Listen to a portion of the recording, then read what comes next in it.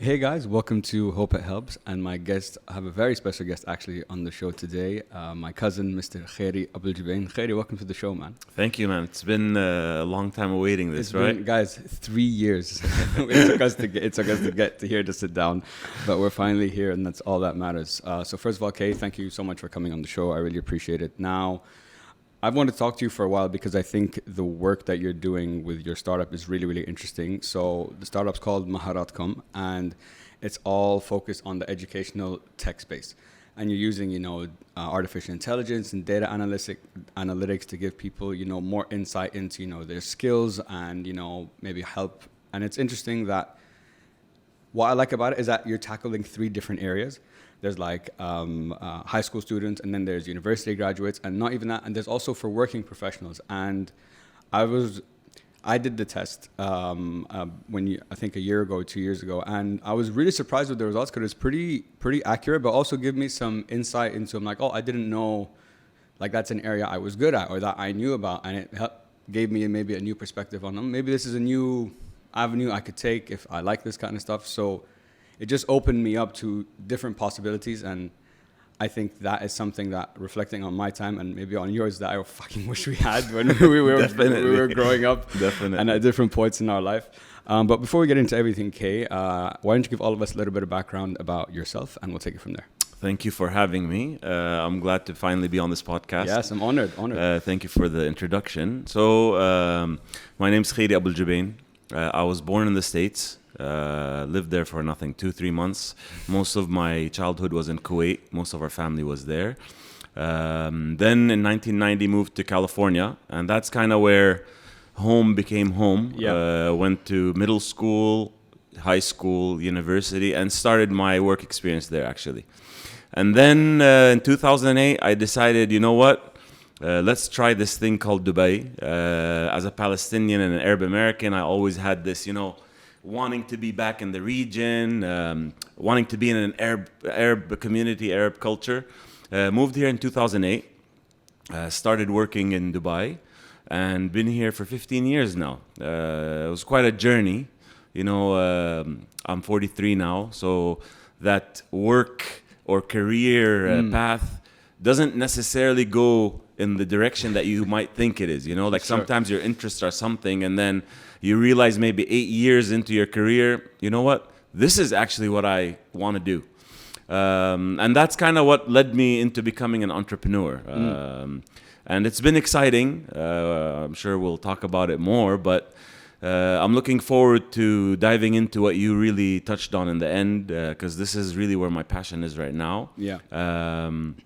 But yeah, this is where we're at right now. Yeah, perfect. And I'm curious, I don't think I ever asked you, did you always want to be an entrepreneur, or was it for you through your career you found something that you're like, you know what, I genuinely want to pursue this and like go down this route? That's a very good question. That's why I'm laughing, because you know what, I've always had these entrepreneurial type of thoughts or the path that I wanted. I always wanted to do my own thing. I always wanted to be the type of person that does like deals and try to make my own thing.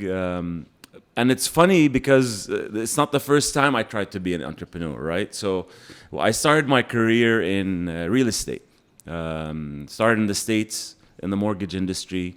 The crash kind of started happening in the States before the rest of the world. Moved in 2008, was also in real estate.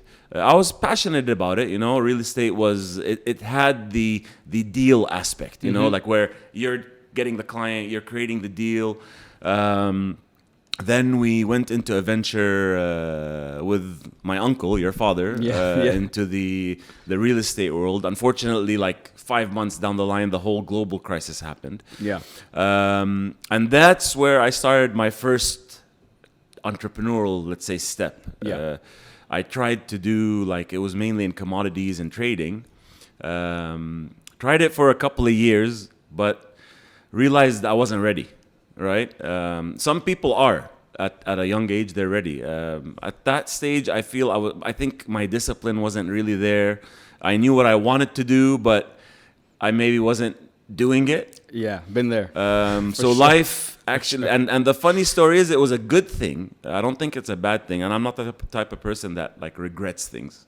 I try to like learn from experiences and mistakes, and it led me kind of to where I'm at today, because at that stage I needed a job, and I was introduced to this awarding body certification named International Computer Driving License, and I'm like, what is this? You know, dove into it a bit, did my interview, met my boss, who turned out to be like an old family friend from Kuwait, so we hit it off really well, and I went into this world that, little behold, it's actually where my passion was. And that's why when you're like, tell me a bit about yourself, and I'm like, you know, I'm 43, but I really didn't know what I wanted to do until the age of 33, you know? Yeah. And that's where the passion for education or training and development really came into play.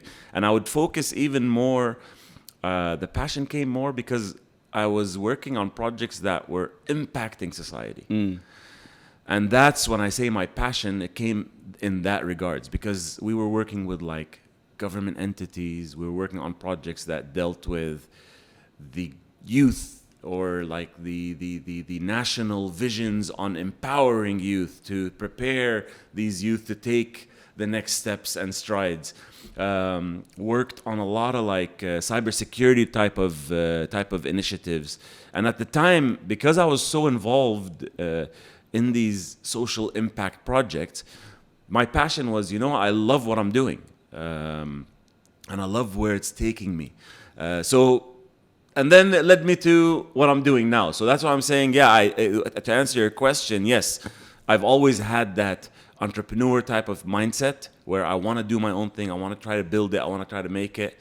And there was things that needed to get me to where I am today. But Sure. Yes, the answer to your question is yes. Yeah.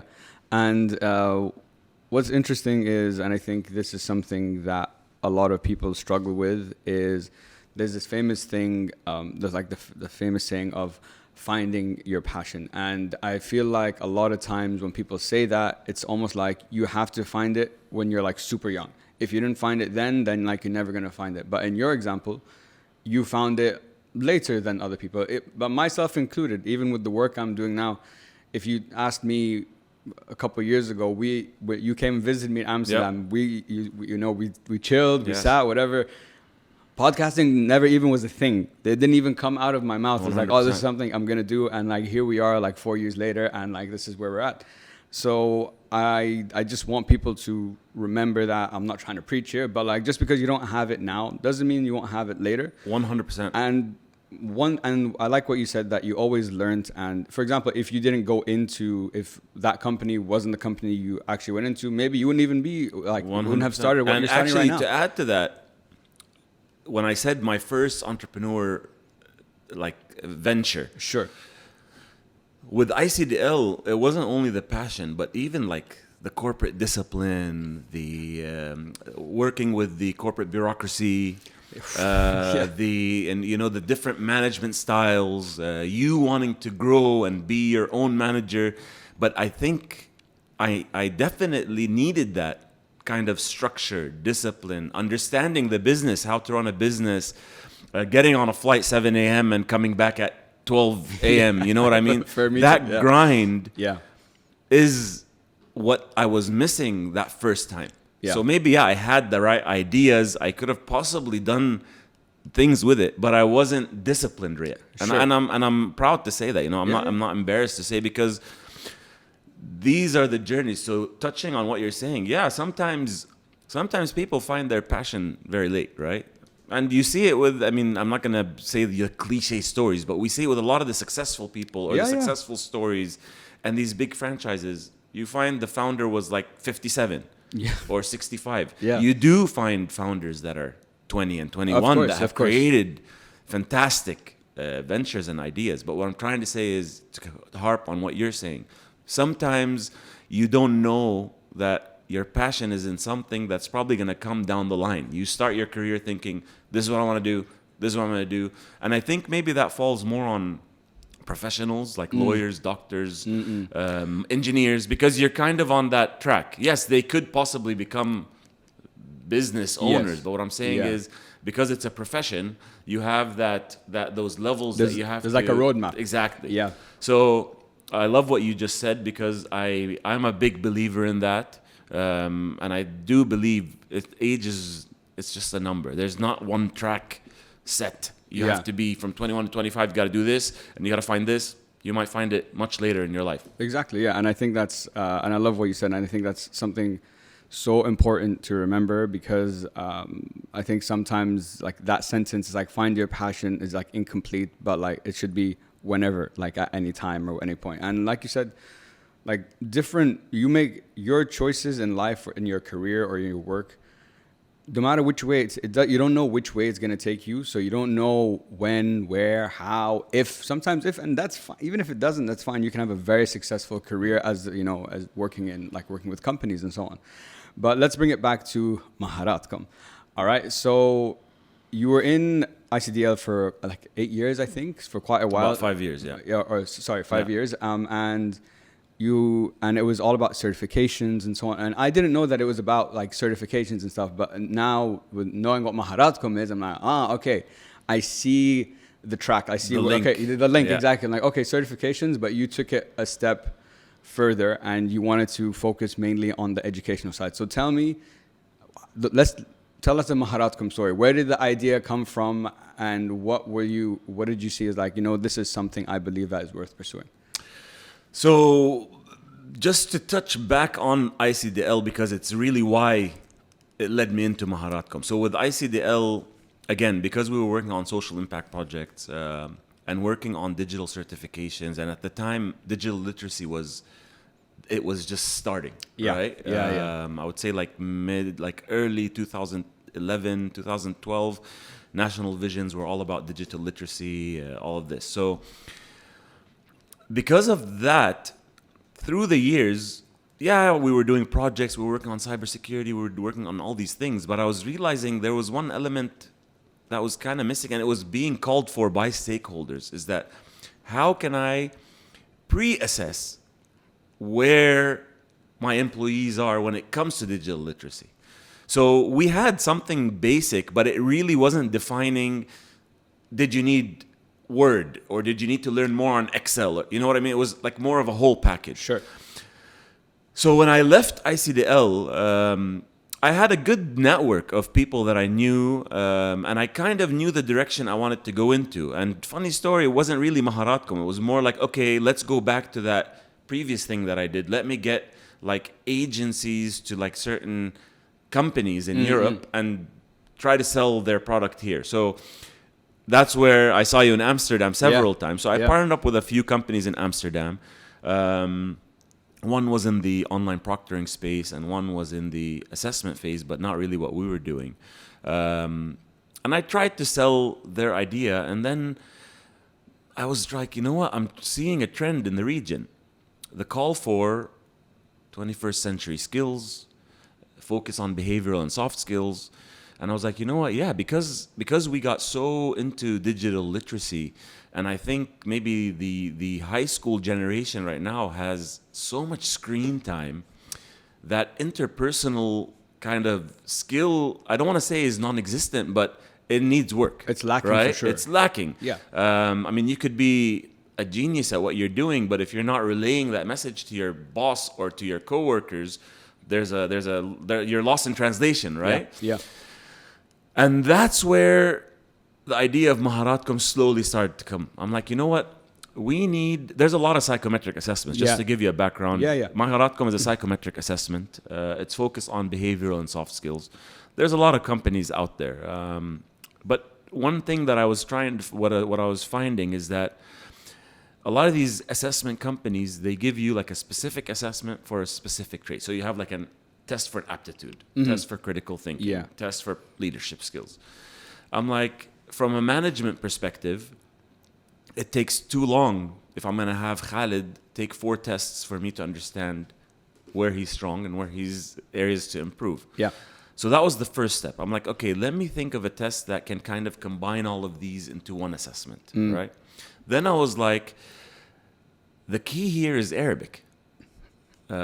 Yes, assessments have Arabic tests, but one, they're translated, they're not really localized, which is a very big difference. So there's Google Translate, but there's localization where an Egyptian and a Palestinian and a Saudi and an Emirati can understand one dialogue, as opposed to just having it translated. Sure. And it's key because when you're doing a psychometric assessment, you gotta answer kind of correctly so that you can get the right results at the end. Exactly. And that's where Maharatkom was born. So I was like, okay, let's get an assessment that's one, streamlined. Two, I want to make it Arabic, where while you're taking the assessment, you can interchange simultaneously. Three, I want to segment it, but segment it based on what you touched on, experience level. So we have, let's say, two sets of assessments. We have the education assessments, and then we have the professional development assessments. And then I wanted to focus purely on what the World Economic Forum was calling. And they were saying the kind of the outgoing skills were the office skills, the Microsoft Office skills, and the incoming were back to the interpersonal, communication, critical thinking, time and stress management. So I'm like, this is what I want to focus on. Yeah. So we developed this with my tech team. Because I'm an entrepreneur and I realized the importance of creating synergy with different entrepreneurs out there. One, it's cost effective. Two, you get to meet new people that can maybe give you insight on different trends that are happening. So I worked with a localization company. I worked with a development team. And it was kind of like pick up and pieces. And then finally, we created the dashboard. Yeah. Because we're in a data-driven world. So I didn't want to just be a psychometric assessment. So Maharatkom, you take the test and bye-bye. No. I wanted to create a dashboard whereby I can filter through the data that was coming so that I, again, due to the social impact projects, and that's where I thought about it. I'm like, to be able to work with government agencies that are calling for youth empowerment, I need data based on assessments that will allow them to kind of make, not decisions, but direct them into, okay, maybe this demographic requires this type of training, this demographic requires, or when it comes to hiring, okay, maybe I know Dubai has these strong suits, Abu Dhabi has these strong suits, so if I'm coming to hire somebody for a specific trait, I can kind of plug and play easily. So this is really where Maharatkom came from. So it was kind of a long process of learning, failing, going into corporate, understanding discipline, understanding the education system, the training system to lead me to Maharatkom. Yeah. And it's interesting. I didn't know there were, because I don't think we've ever talked about like the full story. And it's interesting that at every stage there was an addition. So like you started like, okay, I want to do a psychometric test. And it's like, okay, we need to not just focus on these areas. We need to add we have to focus on these three. And then, okay, now we have these three. And then, Arabic, that's something that's lacking in the region. Okay, we need to add Arabic.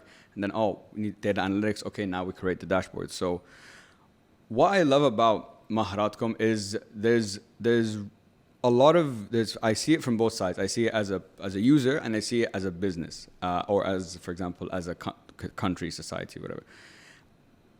First of all, as a person, as a consumer myself, I would love to know, especially for me personally, it doesn't mean this is necessarily the case for like high school, for university and so on.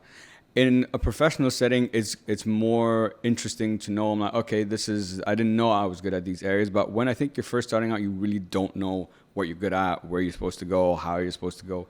So from a customer perspective, I like that it gives me a lot of insight into what I'm good at, and that means then I can start thinking about different possibilities that these skills would fit into. From a business perspective, I think it's priceless because you need to understand like having that insight about your employees is so useful because you understand where you're lacking. What are you guys best at? What do we need to hire for? It's going to influence maybe the next, okay, we need people who have this certain, demographic or this certain way of they think and so on. So, it solves two problems at the same time. Now, you've done, mashallah, over 5,000 tests, probably even more by now. I'm just going based on the numbers I was looking at. And you do so for there's high school graduates, there's university, and there's for working professionals, right? There's those three levels. Now, now that with all the data that you've gathered, I'm curious, where have you found that there is, like, people have the biggest craving for it? And what has been, I guess, the most successful tests between, those three different levels? To answer that question, we also, as an entrepreneur, and you're an entrepreneur yourself, so you're always trying to separate yourself from the field, right? So sure. With all the continuing advancement and what you try to add onto it, to be able to answer what you just asked, what we also added was, I was like, I don't want to just be obsolete and be an assessment or data. So this is where we actually kind of striked our first milestone as a partnership. I was like, I want it to be a professional development assessment. And that's where we partnered with Idrak, which is similar to Coursera, but it's the Arabic Coursera. Mm-hmm. And that allowed Maharatkom to move from a simple psychometric assessment and data to a professional development assessment, because after you take the report, now I had the capability of mapping your areas to improve to the courses that are specific for that. Mm-hmm. Why am I mentioning this? Because to answer what you're saying, so the education, the graduate, job seeker, and then the professional. With this aspect, it allows for companies to create their training needs analysis. There's more structure to the training plan rather than putting Khalid in a communication skills he might already have. Okay, let me find exactly what he needs to do. So there's more direction, more systematic way of doing the training needs analysis. But it also allows graduates to kind of prepare themselves for the workplace. Mm-hmm. And that's where I started seeing the trends. So yeah, you have the professional, which you're probably a minority where, like, you want to go take a psychometric and understand, like, your skills, and, I would love for it to be that way.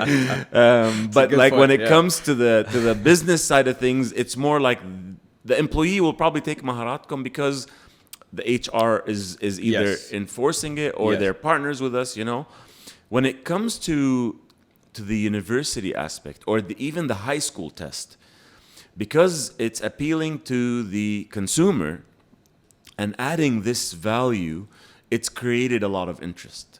So if we start with the high school one, which is, to be honest with you, it's my baby. This is, if you tell me which one are you really, like, interested in, it's that, because we were all college students, right? And before going to college, we all went through this process of, what are you going to take? You have the family pressure, where in our instance, everyone's an engineer. So if you don't go in that path, oh my God, what are you doing? Yeah. But I wish I had a tool like this during my time, because, for example, been amazing. My father kept saying, do engineering, do engineering. Mm-hmm. Because he already kind of knew my traits, what I'm into, and I'm like, no, I want to do business. Today, when I think about it, I'm like, what, I wish I did engineering, because there is some passion in that side of things. Sure.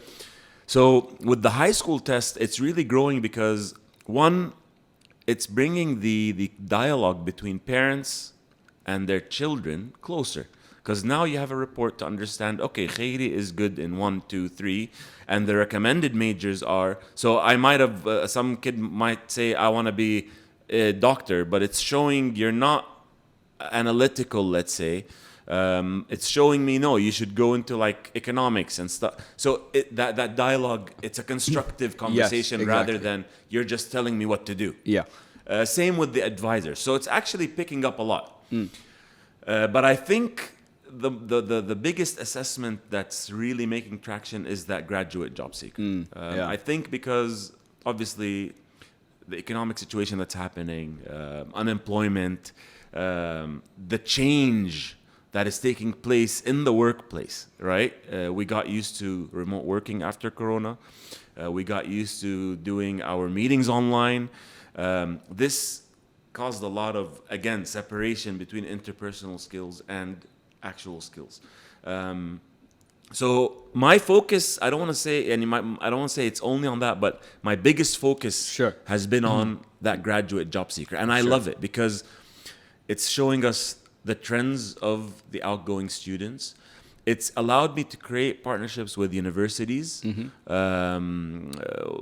with government entities that are focused on youth empowerment. Like here in Abu Dhabi, we have a project with the Crown Prince Court, where they have like 100 future makers that they feel are the future leaders or the future generations of the UAE, where we assess them, we upskill their skills so that they're ready. So I would say that assessment has been the one with the most traction. Sure. And I see why, because as a graduate, you want to know kind of what direction shall I go? What am I missing? If I can upskill myself, and it's a very competitive world today, right? Sure. Yeah. So if you can separate yourself from the field and say, I know the areas that I need to work on, I've taken the certifications for these areas to work on, it gives you a better opportunity. So I would say it's that graduate job seeker, and then it would be that high school assessment, and then obviously the professional side is more on the business aspect of things. Yeah, and I think that's such a good point that you made, that like not everyone's gonna willingly just go take as a working professional, you're not gonna just willingly go take a psychometric test. But if a business enforces it, that's a different story. But on it's almost a no-brainer for the high school, for the graduate. I wish there was something like this in my time, because I generally like you, my dad, same engineer. Okay, we didn't do that, and I love that. I think of it now. I'm like, oh, I had to prove him wrong. I'm like, I had to fail out of it, and then and then he's like, all right, go ahead. Exactly. Which is fine. But I especially nowadays, with I think that mindset. Now you have kids, for example, Yani, and I think your like generation now of you guys as parents, and like mine, and like me, and like mine as well. We don't think like our parents did. So in the sense of, we don't have the belief that, if you're not working in a profession, you're not going to be successful. The world is a lot more open now, which is great. But there's now a counter thing to that. But like, there's so many things. There's almost too many things I can do. There was a statistic I read. They asked like high school students, what's like the number one thing you want to be, and it was like an influencer. Just to show you how things have changed in like the last 30 years between like when we were growing up and like 100%. Now, and your kids and so on. So now more than ever, I feel this is important, because it's not a blueprint, but it's a good guide. It's good to know. Knowing these things will help at least guide you in a certain way. What happens after, whatever, but that first step is usually the hardest, and especially for university graduates. I studied economics and finance in the end.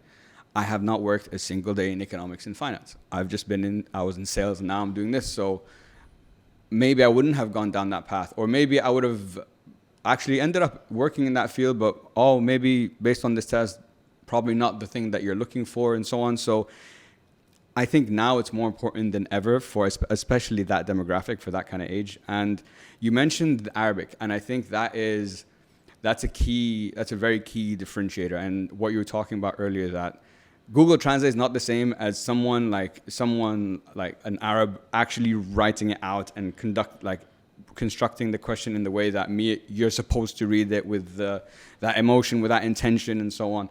So I'm curious for you. I don't know.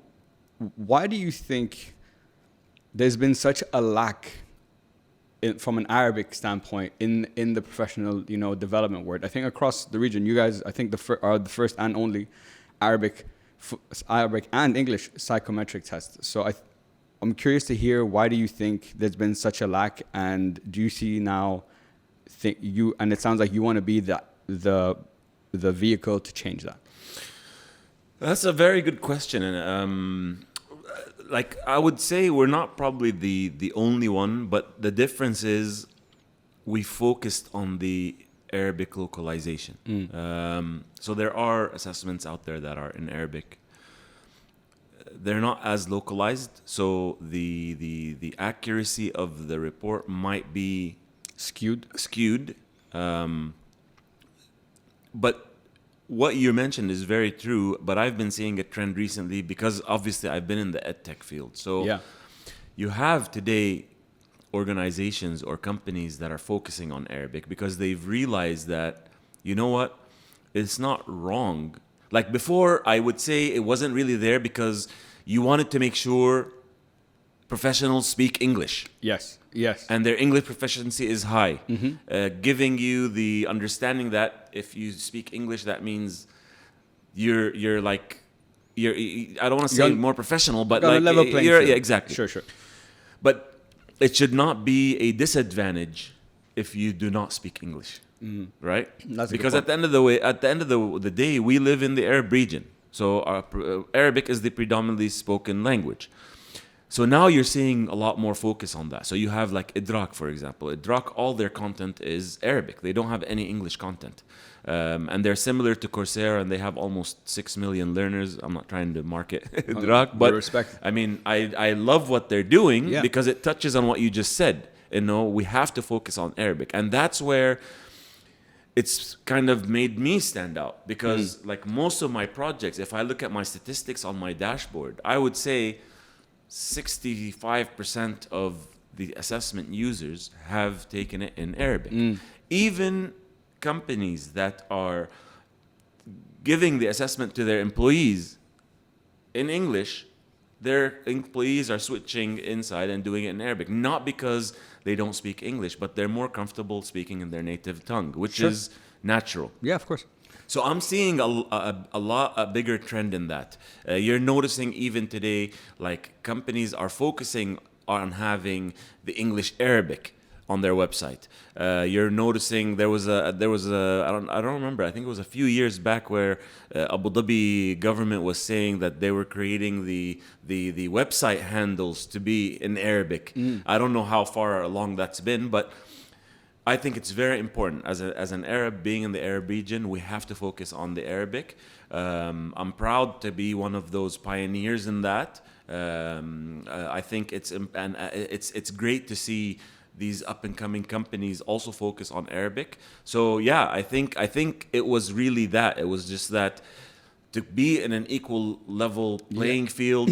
Yeah. English was a priority, but you know what? The majority of people speak Arabic. So Yeah, exactly. let's not, it shouldn't be a disadvantage when we're assessing them, when we're training them, when we're trying to empower youth. If that's the case, so be it. Yeah, right? Exactly. And I think also one of the big advantages of having it in Arabic is, I think you made a really good point that before it was about English proficiency, and I feel like, okay, not everyone, but I'd say 80+%, 90% of people nowadays, even in the Arab world, can speak English. But now you kind of have to, okay, like we've got everyone here. Now what's the next step? Like, how do we take it to the next level? This guy needs this, for example, in Arabic. That's what he understands. That's what will empower him more than him reading it in English.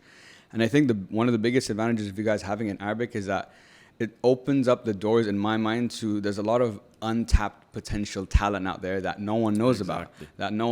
And through this, now you're giving a voice or awareness to that like talent base. 100. And actually, I mean, this is where my passion really is in. Yeah. So we've created a lot of the projects that we've been creating. Yes, there is the professional side where we're working with corporates and companies to assess their talent, but I think one of the initiatives that's very close to my heart, which is focusing on this, is we created an initiative for Palestinian youth empowerment. Yeah, I saw that. And this initiative, we thought about it as Palestinian professionals that are living in Dubai, and then everyone is busy, but because it's my business, I sought after big universities in Palestine to highlight what you just said, is to let people know that there is talent there that you need to take advantage of. Now, obviously, there's a political situation, there's injustices, which adds to that disadvantage. But so we signed 3 universities, Hebron University, Al-Quds Open University, and Arab American University, whereby graduates will assess their skills, we will upskill them to provide them at least a better future in the unfortunate situation that they are in. And to even add more to that, we're trying to work with other partners that today the trend of freelancers is growing. Yeah, big time. But you would still need like entrepreneurial skills courses, communication, stuff like dedication, time and stress management. But we're also trying to work with entities or websites that are focused on freelance, similar to Fiverr and all of these. But there's a lot of great Arabic ones that are coming out. To give the opportunity to these talents Yeah.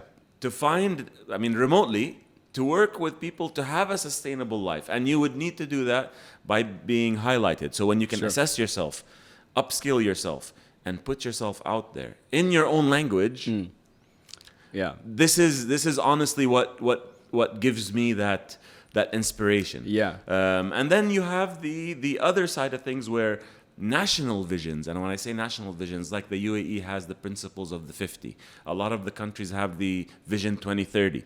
If you look at it, all of them are talking about youth development, youth empowerment, because it's statistically the average age that's in our region is quite young, right? And we need to make sure that this segment is focused on. We're giving them enough of that push and skills and weapons to have to be ready for that next phase of the workplace. Yeah, exactly. You're prepping them, and I love the social cause behind what you're doing, because especially like the Palestinian side, and like you said, giving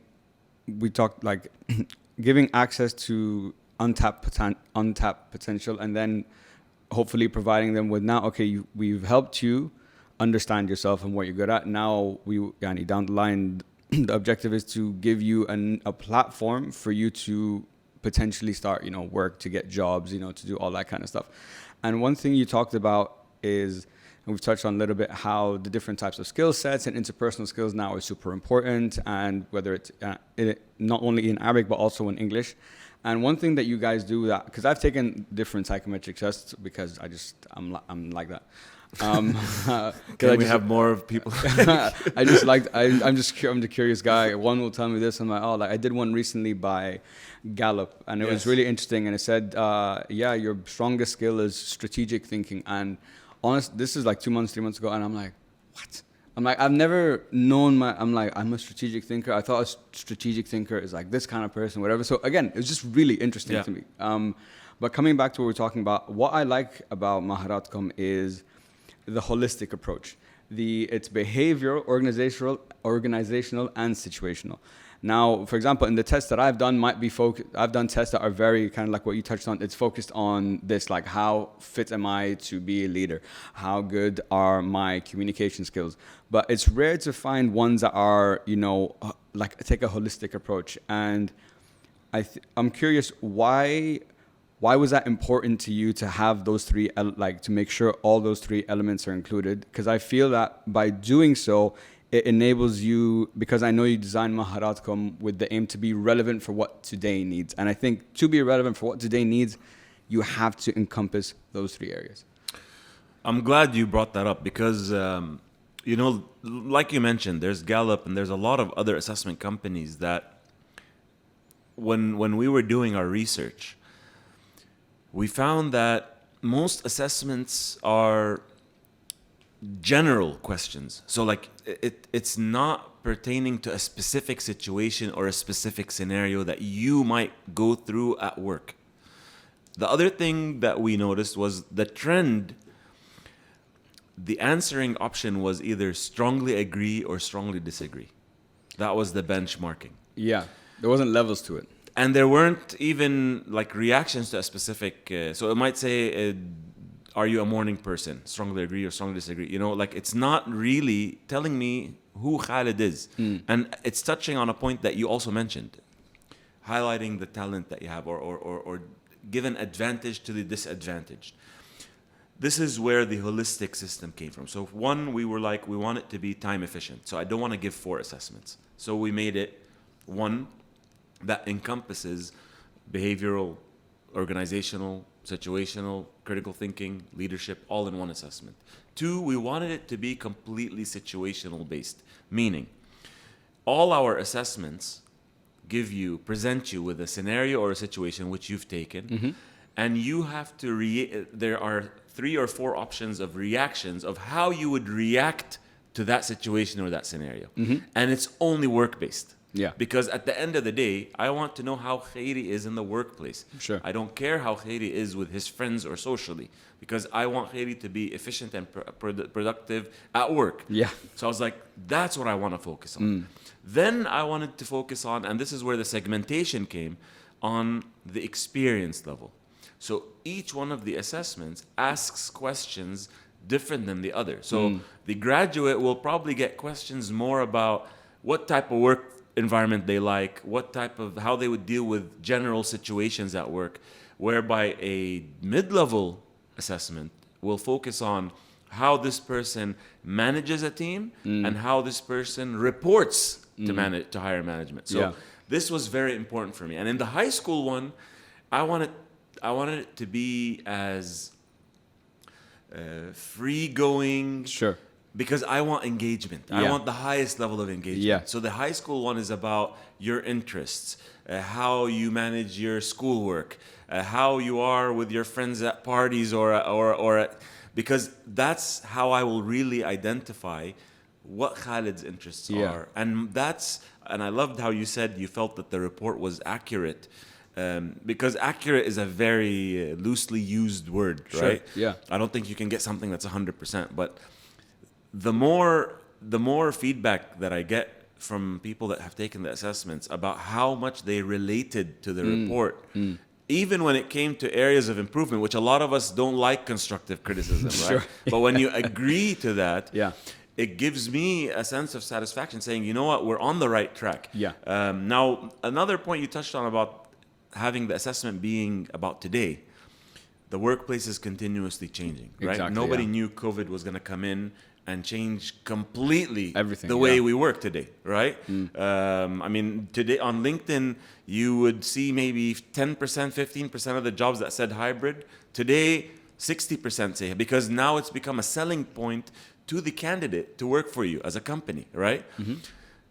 Due to that, with all these elements, we're continuously making sure that we are up to date with the trends of the workplace of the future. So in all, these are the differences that we wanted to focus on. This is why we came up with the behavioral, organizational, situational, focus on communicative, innovative, analytical skills, everything that's relevant today. You know, and that's how we came up with this specific test model and this specific segmentation of experience level and content for that. And I think the segmentation part is so important, that the test is designed to speak to that specific person. You know, speaking to someone who's like 30 and a manager and speaking to someone who's 17 and in high school, you cannot ask them the same questions, and you can't even ask them the same questions. Even the messaging of how you direct the question and make me engage with that and to connect to that is completely different.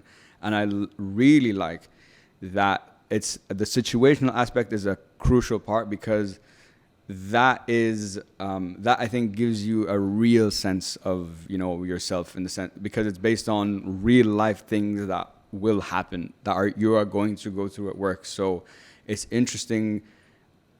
What I'm saying is it's not based on theory, it's based on real world examples, which I think that is so important and adds so much more than just a theory-based psychometric test that analyzes yourself. But this is analyzing myself, not just who I am, but analyzing myself in certain situations in the workplace as well. And like you said, it's really important to keep up to date with everything that's happening and how things are moving forward. And this is what brings me on to... which I knew you would most likely come into. Which is AI. Now, as we were talking before we started the podcast, I've been telling you how deep I've gotten into, you know, AI. So usually for a podcast, it's crazy. Even for a podcast, I always prepare my whole time. I would research and I prepare the questions. Now, if I want to, because I've tested it You out. can get probably just give the I just the tell topic of the podcast and you got it all. I tell ChatGPT, I'm interviewing someone about this, give me questions. And so I've done tests with it to see, I'm like, I'll do the questions. And then I ask ChatGPT and I'll see like, okay, what did it say? What did I say? Was it good? Was it bad? Whatever. And then I'm really happy when I'm like, okay, same thing. But then there's some I'm like, oh, interesting angle. But especially when it comes to the podcast, it's a personal thing. I don't like doing that because my enjoyment is when I ask someone a question exactly, that I've thought. I was gonna. I mean that. Yeah. I was about to say that. Yeah. Is that it's different. it's very different. Yeah, it feels different.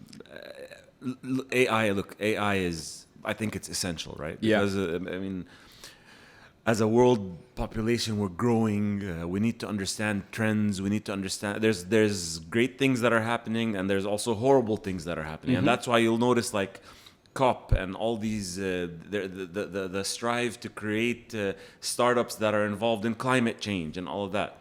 So AI is obviously important, but I love what you said, because as important as it is, the human element Exactly. is. I mean, okay, I can easily do what you just said, choose a topic and give me the questions and try to do a podcast, right? But I don't have an experience of how to manage the podcast, how to manage the flow of the conversation, how to kind of maybe cut somebody that's going on and on and on to go to the next question, you know what I mean? So I love that question, because even with Maharatkom, AI is very important. It's important because it allows us to make decisions or create strategies based on the trends that are coming out from the AI, to understand the demographics, the different age groups, the different cities within the countries, the comparison between the countries, comparison between departments. Without AI, you wouldn't be able to do that, right? Yeah. But at the same time, it's like we are a data-driven world. Yeah. AI does not work without data.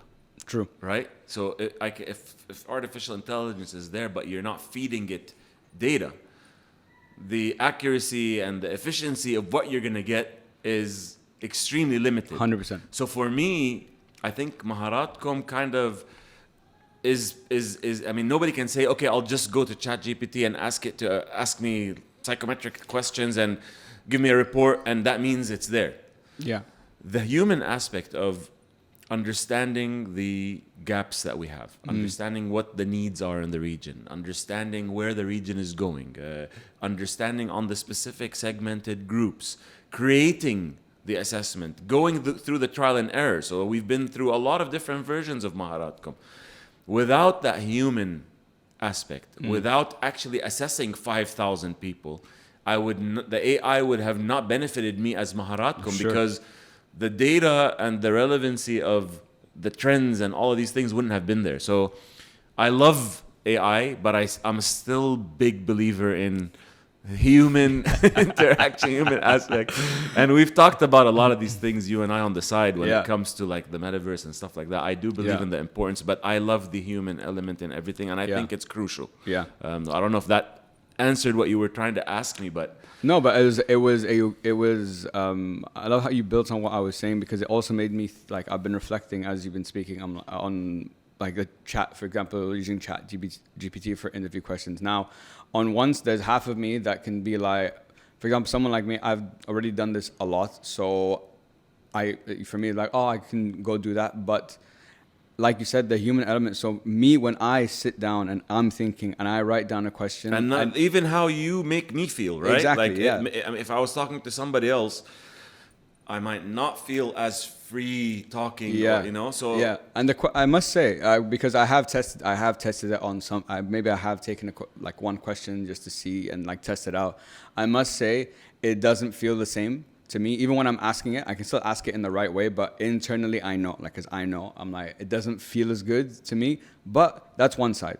On the other side, though, because when I was comparing like my questions to the questions it had, I'm like, okay, I have some good, like, I have a lot of similarities here, but I can also see it positive, because I'm like, oh, I wouldn't have. I didn't think about that question. And you asking it in that way is and that's why I say a human element. Exactly. Is that they're great questions, but you as Khalid, as a podcaster, will know when the right time to ask such a question is. So I agree with you. What you're saying 100% is that I'm sure it opened your eyes to a lot of new topics and comments and questions for us today. Yeah, exactly. But you as Khalid will know when it's the right time to use that. So this free use of just like ChatGPT this and AI this, it's like it's very loosely used. And even so one time, like in the beginning when all of this was happening, somebody actually asked me, do you have AI courses? And I thought about that question. I'm like, dude, AI is like a big spectrum. You like, what do you want in AI? Like, do you want to know how to do like predictive analysis? Do you? So like it's very loosely used. So again, the human element of Khalid utilizing the great questions created by ChatGPT and all these things is what makes it. Yeah, it's a synergy, and I think that's such an important part. It is a tool, and it's the tool doesn't remove the human. It's just that now the human has a new way of doing, like, we have a new way of doing our work. We have a new way of doing certain processes. There's one of the biggest things about it that's amazing is that it can save you a lot of time. But there is still, with all that time saved, I as Khalid or as Khairy still need to put my input to make this actually something significant. But my question to you was because, for example, Susu, guys, my younger sister. Shout out Susu.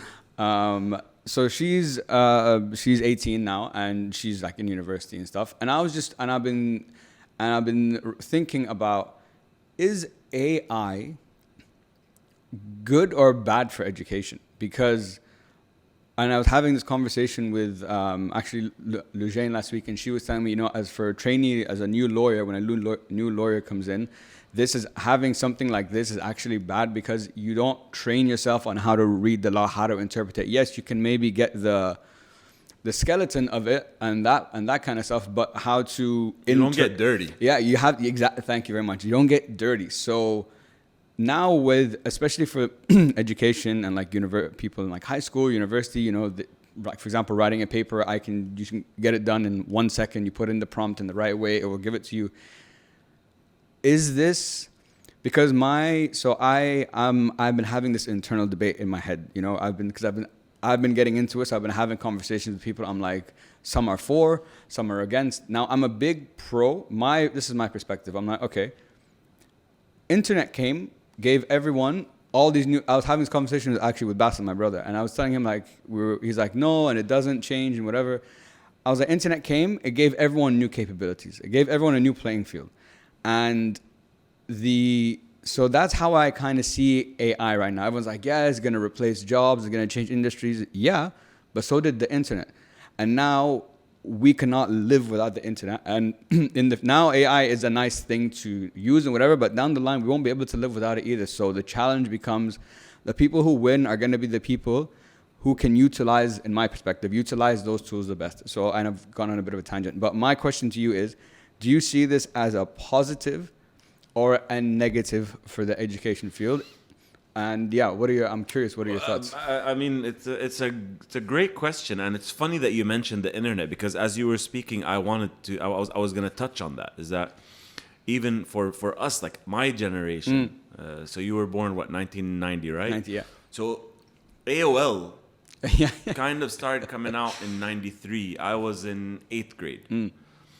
So we kind of had two types of exposure in education. So we had the non-screen based, and then we got into the whole world of internet. So I think about this because I think of my parents. My parents were probably in the same situation we're in right now with our kids. Yeah.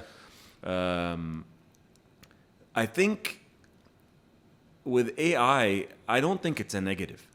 I think it can be a negative if used incorrectly or improper, right?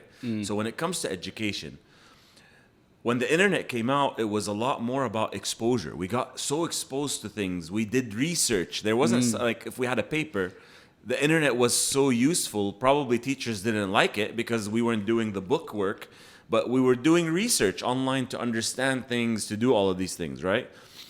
With AI, what I'm worried about is that it's going to take that aspect out. Look, we were all students. We love shortcuts, right? 100%. So I'm not going to preach here. No, I used to love doing the research. Yeah. So we all love shortcuts. Yeah. But it's a very thin line with AI because of how advanced it is compared to the internet. Yes, True. at the time we said the same about internet. But with AI today, it can take away so much from a person where it's kind of that person that kind of wakes up every day, reads the current events to have topics to talk about in social circles. But if you go deeper into that current event, We all become they're very stuck. We all become very surface level. It's like, oh, what? No, I don't know how to answer that. So that's my worry when it comes to AI in education, is that I wouldn't want my child or Susu to lose the experience of learning about new things in her own way, not necessarily in that book way. Getting exposed to new things. Today with ChatGPT writing a report, yeah, it's gonna write the report. You're gonna read it, but like you said, you used a very key word. You got the skeleton. You don't know the nitty-gritty about the topic, which is the whole point of education. You know, it's about you learning and understanding more about life for you to be ready. I think right now high school students and university students are where we were as a generation in '92. They're the guinea pigs. It's gonna. I read 2 weeks ago, Italy banned ChatGPT in education, and there's a lot more topics about ChatGPT with education because of this. Yeah. And let's be frank. I mean, with all this technology, I'm sure somebody can come out with a software that will be able to detect if it was. They already exist. Yeah. I mean, I know from Hannah, my wife, who's a marketing manager. There's like, if she asks somebody to do something like a campaign or something, she'll be able to detect if this was fully because you'll find but again, she had to go in and read it. Yes, the human yes. element played a role. Yes. And that's why I think it's a tricky phase. So I wouldn't say it's a negative. I would say it's a positive, but it needs to be monitored. Let's put it that way. I think it's not negative, but it needs to be monitored because you need students to be exposed, to learn more about themselves. Sure. You know? Yeah. So let me play devil's advocate for a sec. Let me say, okay, it's positive. Okay, everything, I totally agree with, everything you said, but I think one important thing to take into consideration in this conversation is where if we can only reflect on our experience and what we've lived through. So the conversation me and you are having right now is, in our lives up till this point, we believe, and the world has shown us, this is the way we have to learn. This, you have to get dirty, you have to do all these things. But now I think you made a really good point that in terms of the jump from, like, for example, internet to chat to, for example, AI, like the amount of processes and the capabilities that you have now are a lot maybe stronger than what it was with the internet. So then I was thinking of the question, like, okay, if we, until this point, this is how we believe you should learn, this is how the world has been, this is what we believe. But with AI coming and with all these incredible capabilities coming and so on, maybe, for maybe not your kids, but maybe there are your grandkids or whatever, maybe by then, the new learning world is going to be without, like, you learn through with AI. Like, that is going to be the new world, that's going to be the new way to learn. And then in 100 years, whatever, our great-great-grand's going to be like, you guys did that. I feel I'm just trying to think out loud. There's cycles, there's 100%. Cycles in time, and this becomes the new norm for the future generations. What do you think? Look, I think when it comes to education, I think even for my daughter who's 4 now, by the time she's graduating high school, it's going to be a very different education system than the one that I was in. Yeah. Because I think the world is moving more into a skills-based type of education, because if I can know what Khaled is great at and keep empowering that and giving him the weapons for that, I gain. right? I don't need to give them general, broad idea of things. So I think it will definitely change. And I think AI is important when it even comes to the metaverse, right? Again, I have we've talked about this, but if I look at it in the education side, you know what? We've been talking about disadvantage, leveling the playing field, highlighting talent. If today somebody cannot afford to go to Harvard, but they can do it in the metaverse, I'm all for that. Yes, they're not going to get that first-hand experience of walking through the hallways, going from class to class, but they're still going to get an accredited degree from Harvard. So for me, that's fantastic. Yeah. At the same time, going back to your cycles, and it plays on to Maharatkom. So interpersonal skills were extremely important. Even during our childhood, it was mainly outdoors, no screen time, right? Yeah. And then in the late 90s, early 2000s, that whole the internet phase came and the tech boom came. And I even worked in a company that was focused on digital literacy. But it's funny because you said maybe our grandchildren will say this is the way it is. It's funny that cycles repeat themselves, I think. If you look at history, civilizations grow, civilizations come down, and then they come back up again. Yeah, right? yeah. Even when we talk about skills. So the World Economic Forum in 2020, we're saying outgoing skills were Microsoft Office skills. Incoming skills are interpersonal skills, which were what? They were the real skills in 80s and 90s. Exactly. So I think not saying that obviously technology is always going to be advanced, right? But I think, or I learned, I don't think something goes completely extinct. I think it finds its way back. Yeah. And like when our parents tell us, look, when we go to university, right? And don't think what you're going to do is something that I haven't done, right? They already know the way you're going to think because it's a cycle. Yeah.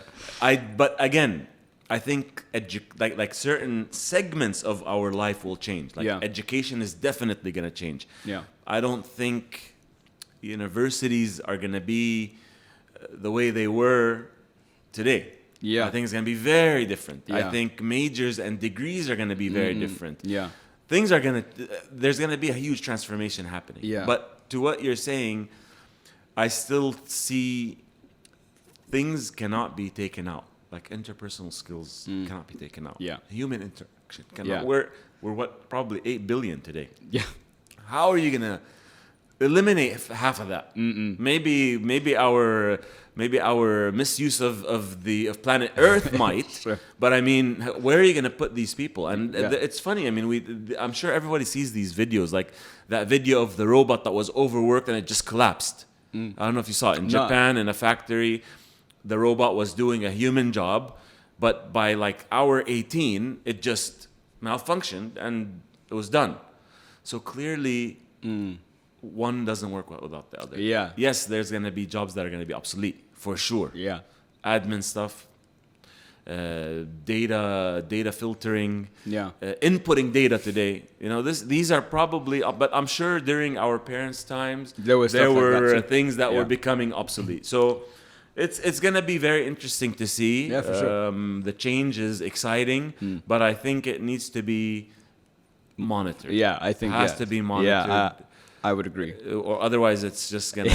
Yeah, it's gonna be like that movie. This will be lost. Yeah, yeah. You know, this will be lost. And if you're a person, if you're a people person, and you like dealing with people, and I think a lot of us are, it's gonna be hard to just eliminate human interaction. Sure. No, and I think that's such a great point about it's not gonna, one doesn't work without the other, and it's not gonna replace, but it's gonna be, it's like a new world or a new society or a new technological advancement that we're gonna have to. It's like a new playing field. It's like a new game. We finished level 2. Okay, now we're in level 3. These are the new rules for level 3. This is what we need. And look at back. Sorry to interrupt. No, look at Back to the Future. The movie. There you go. You know, they're coming out with another one. Yeah, and we always go back to those dates that they were inputting in the car, right? they were probably, I mean, their vision was maybe the only thing that hasn't happened yet, but it's going to happen pretty soon is the cars. The flying cars. Flying. Yeah. But I mean, 20 years from now, God knows what is going to be even more advanced than AI and what we're going to be accustomed to. So we kind of start taking things for granted. Yeah. And there's things you and I probably take for granted today that our parents never even fathomed. Yeah, exactly. Right? No, 100%. So it's gonna be exciting. Yeah. I mean, to go back about positive, negative, all these things. I think we're gonna have to be accepting. How much you wanna accept is gonna be up to you, but you can't just be not willing to accept because it's throughout time you've had to accept. Yeah, exactly. You know? So I think it's just like levels 100% of acceptance. That's such a great point about levels of acceptance. And we've seen, you know, in our lifetime, the companies that are still here today and are kicking ass, and the ones who didn't get with the program, you know, and just fell off, you know, and who are like 20 years ago the biggest companies in the world. The too big to fail thing doesn't exist if you don't keep up with, you know, what's going on. And I love what you said about the cycles, and that, you know, there's that famous saying that history repeats itself, because in 20 years, because it's a balancing act, right? Now there's a lack of social side. Okay, we need to tip the scale then. And then you're gonna go too far that way and you're like, oh, wait guys, okay, all this stuff is quite technical. No, now we need to get maybe some more technical things going on. Anyway, but it's really interesting how, I'm curious to see how, you know, things play out. It's gonna, especially in the education space. Me too. And I think this brings up a good question that it just came to me now on, how would you define education? You know what I mean? Like, what does that, like, from your perspective, there's no right or wrong here, but how would you define that? Look, I think it depends on first the person, right? Sure. I mean, there are academic people who love to just like read and dive in and get that part of things. There's people that are more hands-on. I'm more of like a hands-on type of person, right? I definitely like to read the articles and things that I'm interested in, but I like getting dirty. I like to experience things. Education, I think, and this is when we talk about how it's going to be in the future, I think this is where it's going to go, is that it's about what you're good at, learning more about that, you know, excelling in your strengths, in your interests. And maybe that's why the high school test is a special one for me, because it's highlighting what your strengths and matching majors based on that. Yeah. So I think it's about learning more about what you're interested in, what you're strong in, learning about things that you'd like to learn more about and maybe you're afraid of. Yeah, right? True, because sure. I mean, in life, even as an entrepreneur or as a corporate, there's things that you're afraid of that you become timid and hesitant with. So I think education is more about empowering yourself with what you want to empower yourself with. And I think that's where, like, at least universities are going to go. Yeah. I mean, Coursera today, I remember Coursera started early 2000s. Coursera today has like hundreds of thousands of courses on it. You as Khalid or me as Khairy can go take a specific course from a specific university, get a specific certificate from that university and that course. And I think this is how education was. And I'm not going to get too philosophical, but Sure. I know education is also to deal with, I mean, population growth. You need to kind of time the flooding of people into the workplace. I mean, are their jobs going to be available for discipline? For, you know, there's a lot of structure about university, which I agree with. But education for me is doing what you want to do. But I would have loved during my time of education to have had that blended education. Yes. Or that hands-on experience. Yeah. That's education for me. It's not only the literature side, the theoretical side. Yeah. I think if anything the world has shown us, it's about hands-on, understanding it, that blended aspect where you kind of can also go on your own tangent. Maybe you might understand something differently than somebody else, which is not right or wrong. But so this is, I mean, I kind of went on different things, Sure, but I sure. think education is really, if you tell me what's education to you, it's really doing something you want to like learn more about, you strengths that you have that you want to empower Yeah. and grow on that. Yeah, That's what yeah. I think education is. And I love there's so many good points that you said. First of all, I love a very important thing that we need to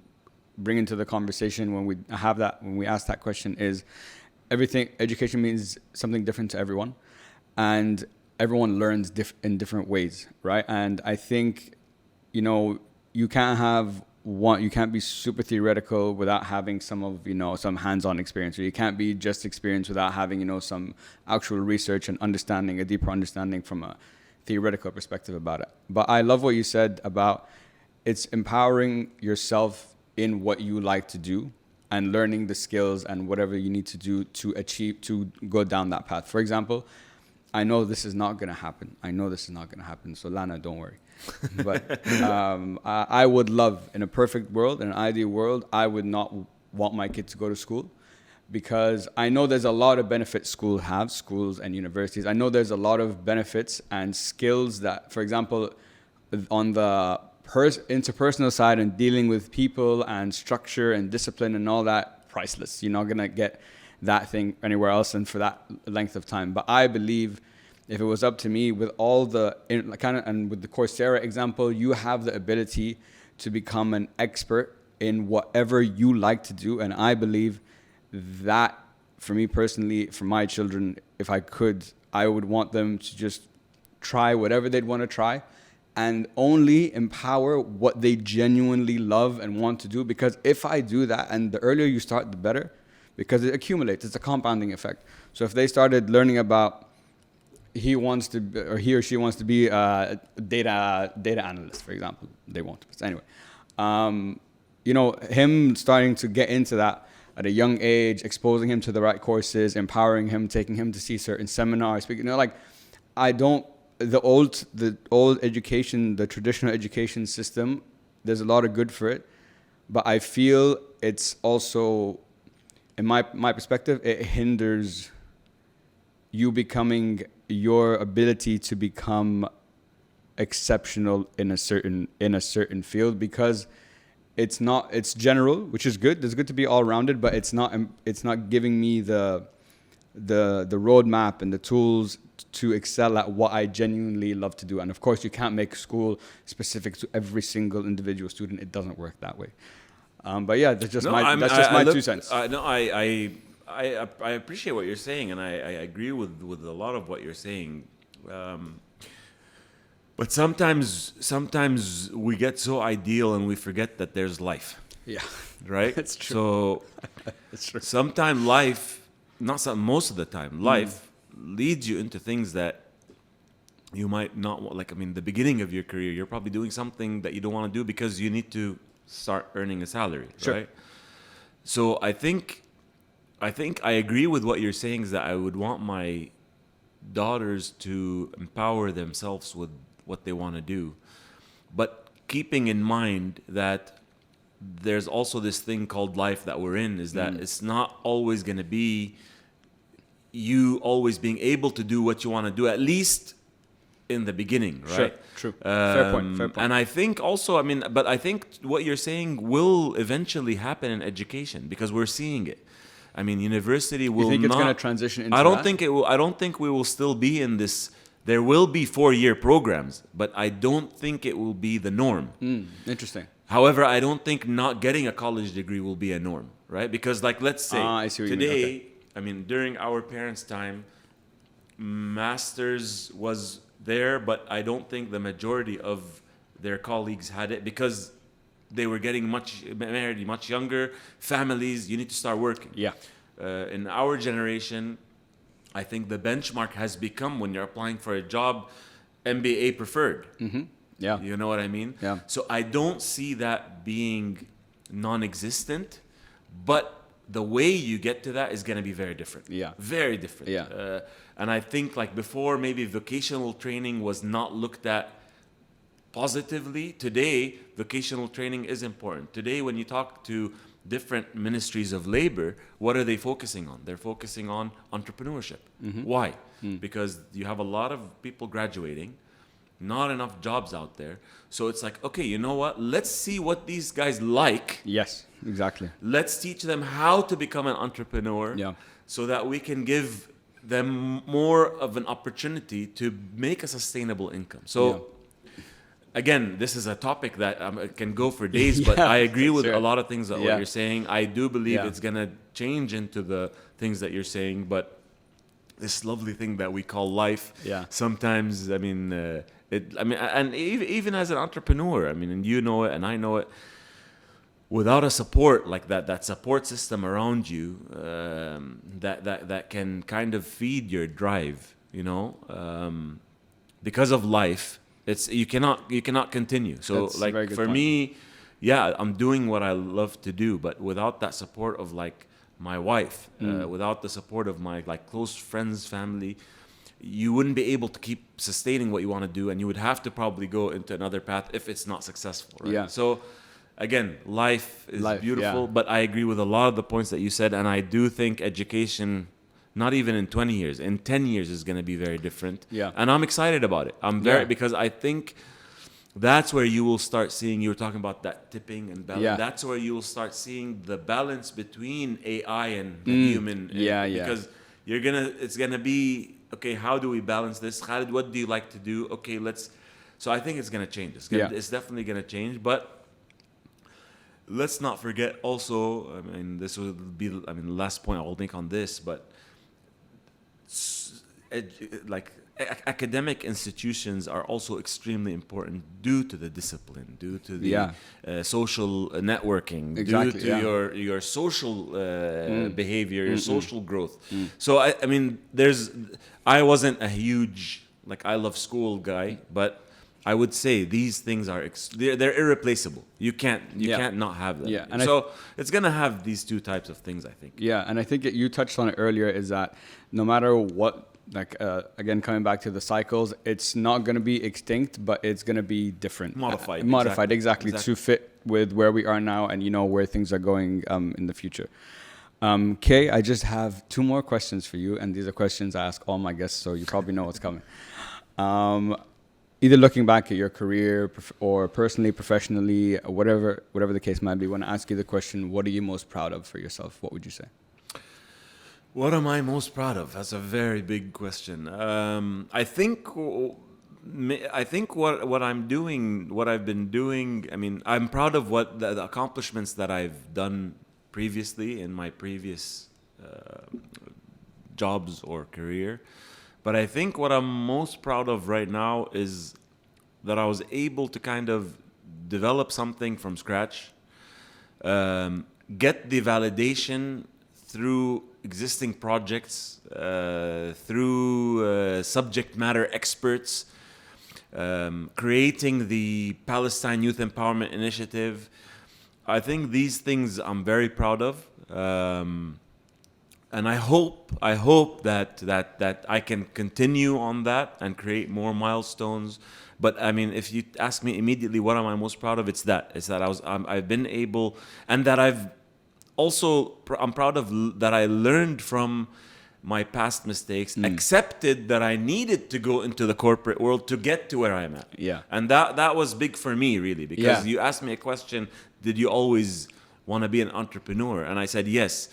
But it's important that I'm saying this, because I probably 7-8 years ago I would have not said this. Sure. My ego would have been there, you know. No, I can do it. But I needed that. I needed this, all these things that I went through to be able to say I'm proud of what I'm doing right now and what I'm trying to achieve. Yeah, and man, I really, really love that, and I like how when you reflect, you look at it as not only, number one, do you accept it, but as lessons learned, rather than, you know, in a negative light, and carry that with you. And like you said, all those years you spent working in the corporate environment, even with your first venture, you know, all these experiences have given you the tools mentally and like structurally to now be like, okay, now I know how this kind of fits, And then the most beautiful thing out of all of this is what I love is when an idea, you created this idea out of it, just like there was nothing in the world, and then like some magic happens, this idea is created, and then you not only had it, you built on it and implemented it, and mashallah, you're doing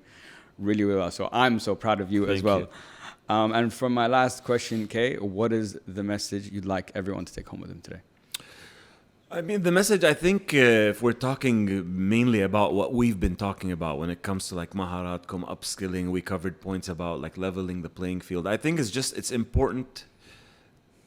We're in a time where between the digital literacy phase of screen time and then COVID and then the change of work, I'm a big advocate for youth.